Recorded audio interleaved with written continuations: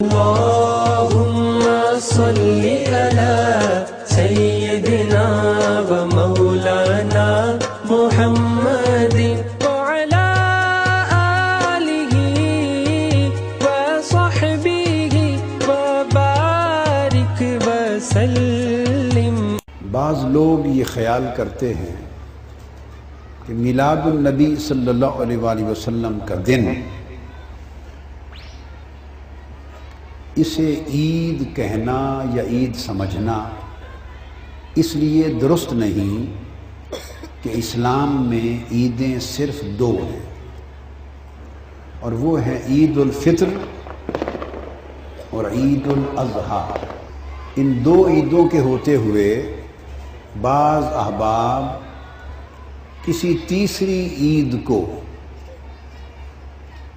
عید کہنا بھی جائز نہیں سمجھتے۔ اور گفتگو کی ابتدا اس نقطے کی وضاحت سے کرتا ہوں۔ ابو داؤد میں، سنن ابی داؤد میں حدیث ہے، سنن نسائی میں حدیث ہے، اور سنن ابن ماجہ میں حدیث ہے، صحاح ستہ میں حدیث صحیح ہے۔ حضور نبی اکرم صلی اللہ علیہ وآلہ وسلم نے فرمایا، اور حضرت عبداللہ ابن عباس رضی اللہ تعالیٰ عنہ حدیث کے راوی، حضور علیہ السلام نے فرمایا یہ جمعہ کا دن کیا ہے؟ یوم عید جعلہ اللہ للمسلمین، اللہ نے اسے مسلمانوں کے لیے عید مقرر کیا ہے۔ اب سوال پیدا ہوتا ہے کہ صرف دو عیدیں کہنے کا تصور کہاں گیا؟ آقا علیہ السلام نے اپنی زبان مبارک سے فرمایا کہ جمعہ کا دن بھی ہماری عید ہے۔ اس سے معلوم ہوا کہ دو عیدوں کے علاوہ بھی اسلام میں عید کا تصور ہے۔ وہ دو عیدیں واجب ہیں، وہ عیدیں احکام اور مناسک کی ہیں، اور یہ عید تعلق و محبت کی ہے، یہ فرحت اور مسرت کی عید ہے۔ اس لیے اس کو میں نے عید فرحت، عید مسرت اور عید تشکر کا نام دیا۔ اور وہ دو عیدیں عید شرعی ہیں، واجب ہیں۔ اب اس جمعہ کو سوال پیدا ہوتا ہے کہ آقا علیہ السلام نے یوم عید کہ یہ ہماری عید کا دن ہے کیوں فرمایا؟ جمعہ کو عید کا دن کیوں فرمایا؟ اس کا جواب بھی حدیث پاک میں ہے۔ حضور علیہ السلام نے فرمایا،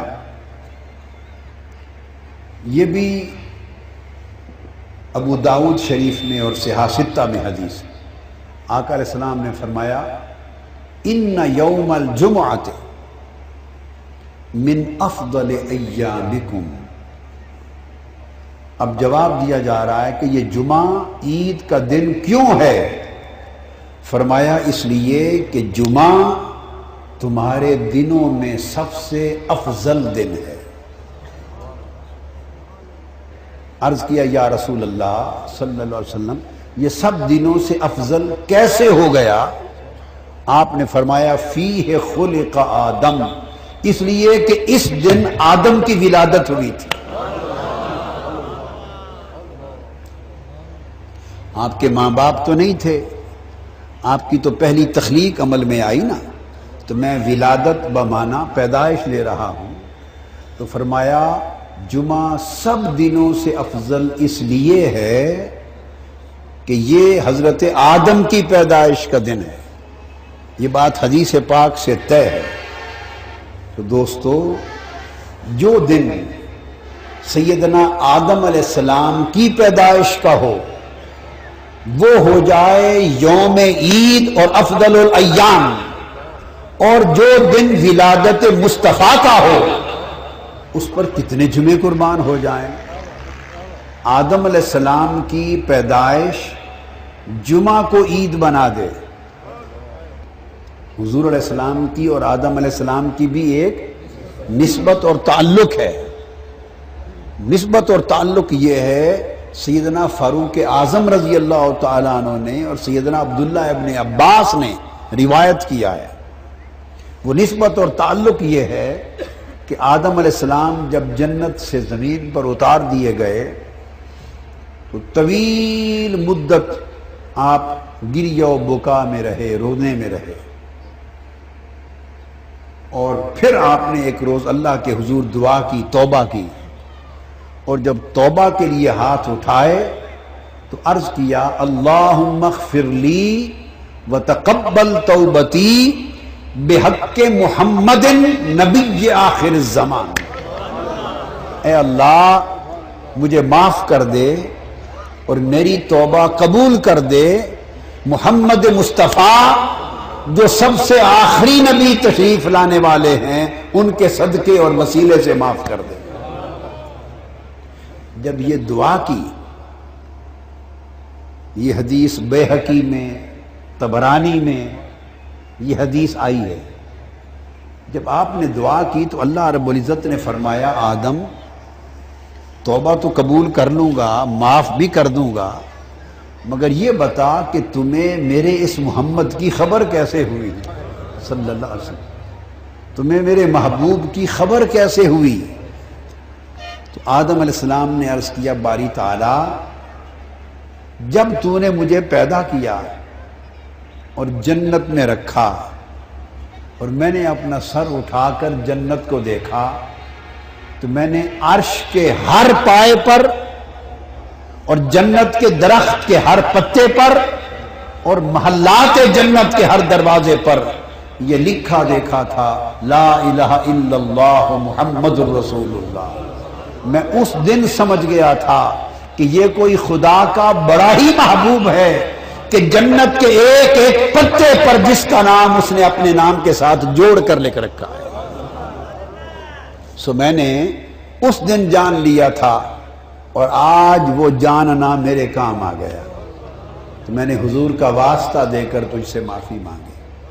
اللہ تبارک و تعالیٰ نے پھر حضور کے اس وسیلے سے آدم علیہ السلام جس سبب سے حبوط ہوا تھا معافی عطا فرما دی، معافی عطا فرما دی. یہ بتا رہا ہوں یہ آدم علیہ السلام کا حضور سے تعلق ہے، ایک نسبت ہے.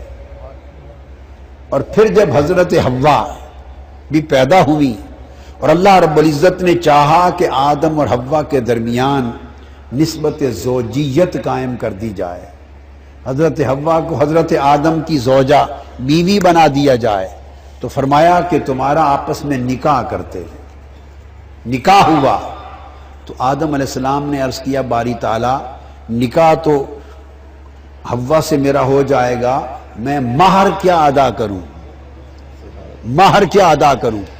اللہ پاک نے فرمایا تم دونوں مل کر میرے مصطفیٰ پہ 20 مرتبہ درود پڑھو. حضرت آدم علیہ السلام اور حضرت حوا نے مل کے 20 بار حضور پہ درود و سلام پڑھا. اس مہر سے عقد اور نکاح ہوا اور حضور کے اوپر اس درود و سلام کے نتیجے میں اس عقد سے آپ ہم سارے پیدا ہوئے پڑے. یہ ساری کائنات حضور کے درود و سلام کے مہر کی اولاد ہے. سب نبی ولی سب انسان اولاد ہے کس نکاح کی؟ جو نکاح حضور پہ درود و سلام سے منعقد ہوا. اگر ہم اولاد ہی درود و سلام والے نکاح کی ہوں تو اس درود و سلام سے دوری ہمیں زیب نہیں دے گی. یہ آدم علیہ السلام کا آقا علیہ السلام سے تعلق ہے.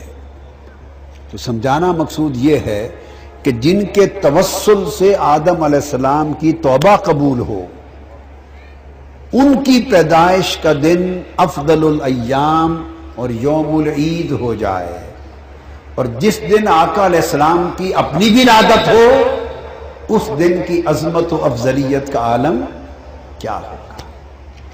اس لیے کل جمعوں کی اور کل افضل دنوں کی فضیلتیں یوم میلاد مصطفیٰ کی فضیلت پہ قربان ہو جاتی ہیں. اللہم صلی علی سیدنا و مولانا محمد وعلى آله وصحبه وبارك وسلم